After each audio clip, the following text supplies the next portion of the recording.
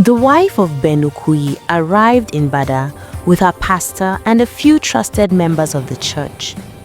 The journey was long and tense. No one spoke much along the way.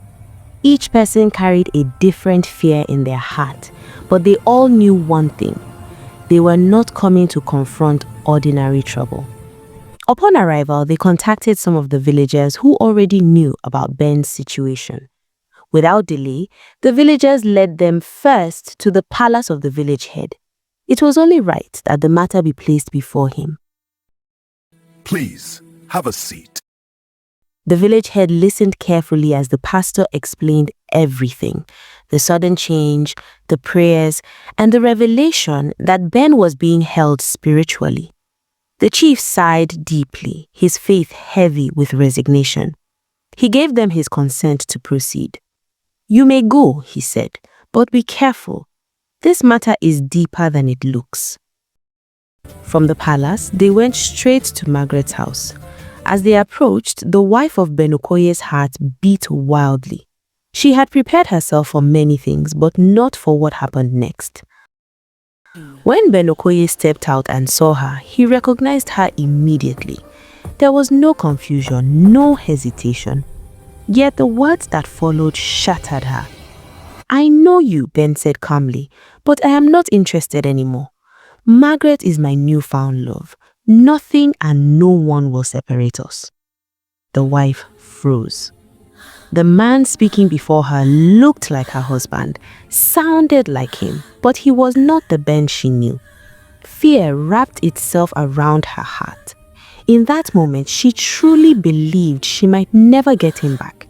Whatever was holding him was strong, very strong. This was not a wayward man. This was not an unfaithful husband. This was not a man chasing pleasure. This was a man under control. She struggled to understand how it had come to this. How could the man she had shared years of her life with be standing before her, choosing another woman so boldly, so coldly? Seeing her fear, the pastor stepped forward and spoke softly to her. "Do not be afraid," he said. "What God has revealed, he will also resolve. Everything will be okay with his grace and mercy." With heavy hearts, they left Margaret's compound. They returned to the palace and were given a place to stay. That night, they sat together quietly, discussing their next steps, knowing that what lay ahead would not be easy. The battle had only just begun. They stayed in the village head's palace for 3 days.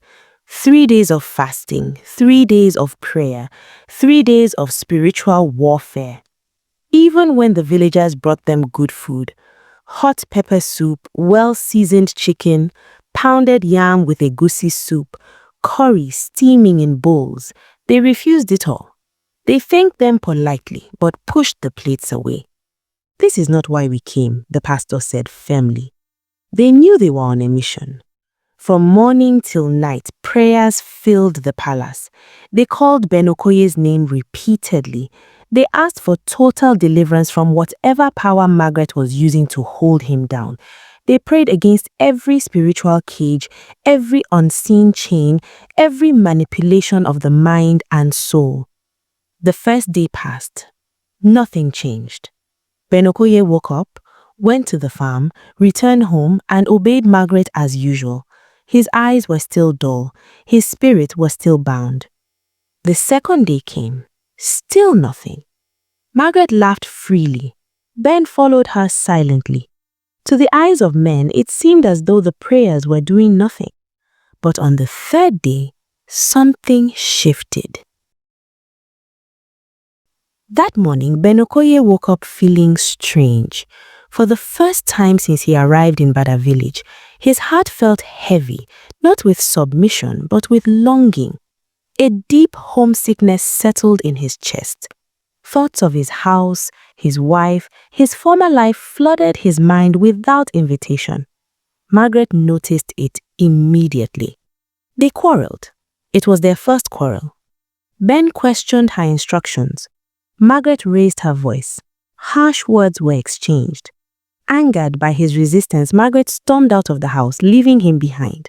Something had broken loose. Left alone, Ben felt restless, almost confused, as though a fog was lifting slowly from his eyes. Without thinking too deeply, he began doing the morning chores he was used to, but differently. That day, he cleaned thoroughly. He swept, he rearranged things, he decided to shift the bed. As Ben bent down and lifted the bed to clean underneath it, something happened that froze his blood. He saw himself inside a bottle, small, curled, trapped. His own face stared back at him, eyes wide with fear, pressed against the glass from inside. Ben screamed and the bottle fell down, shattering into pieces. The sound tore through the compound, sharp and full of terror. He dropped the bed and staggered backward, his heart pounding violently. His breath came in gasps as understanding rushed into his mind like thunder. He was not free. He had never been free. He had been caged. And somewhere in the village head's palace, prayers were still rising. The third day had answered. The scream drew the attention of nearby neighbors and some villagers who were passing along the path. They rushed in thinking something terrible had happened. What they met was unsettling. Ben Okoye was standing in the middle of the room, shaking, his eyes wild with confusion. He kept pacing, touching his body as if to confirm that he was real. "I don't understand," he kept saying. "What is happening to me?" The villagers exchanged uneasy looks. They had seen Ben before, but not like this. This was the first time he looked awake. Without wasting time, some of them ran straight to the village head's palace.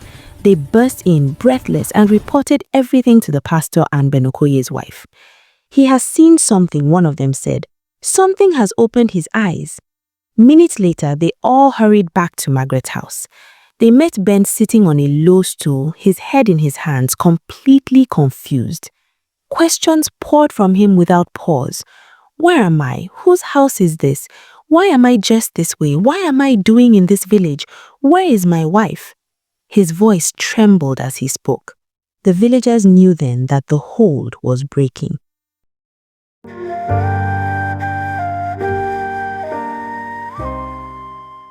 By the time Ben Okoye finally understood what had happened to him, there was little left to recover.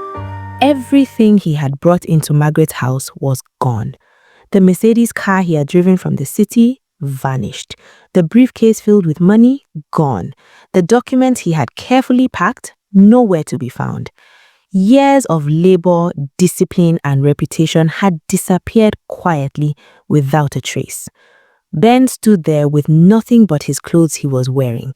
No possessions, no proof, only his life and the chance to start again. With the support of his wife, the pastor, and those who had accompanied him, Ben left Bada village. They did not linger.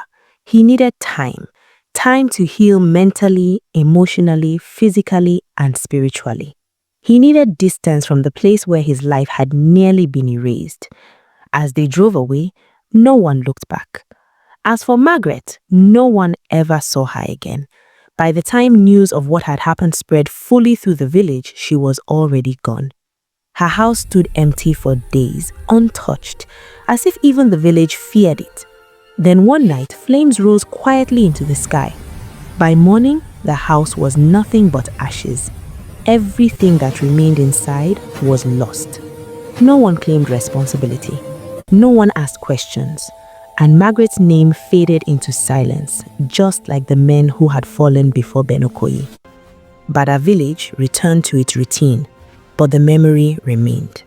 Some stories end with victory, others end with survival. Ben Okoye went home with nothing but his life, and that, the elders agreed, was mercy.